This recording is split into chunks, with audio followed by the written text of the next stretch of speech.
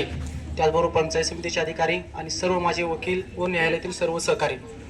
आत्ताच आमच्या वकील मित्रांनी सांगितलं की 12 जानेवारी हा दिवस आपण स्वामी विवेकानंद यांचा जन्मदिवस हा युवक दिन म्हणून साजरा करतो.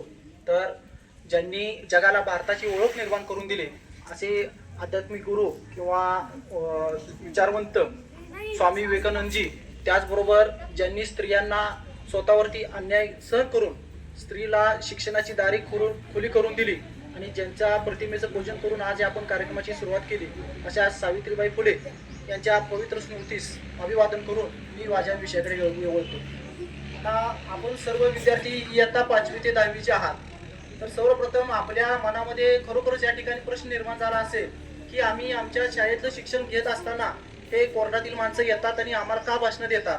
तर मित्रांनो, कायद्यामध्ये एक तत्व आहे, ignorance of law is ignorance of fact is excuse but ignorance of law is not excuse. म्हणजे एखाद्या परिस्थितीची वस्तुस्थितीची तुम्हाला माहिती नसली तरी चालेल, परिस्थितीचं वस्तुस्थितीचं अज्ञान असलं तरी चालेल, परंतु कायद्याचं अज्ञान आहे ही सबब कुठेही चालणार नाही.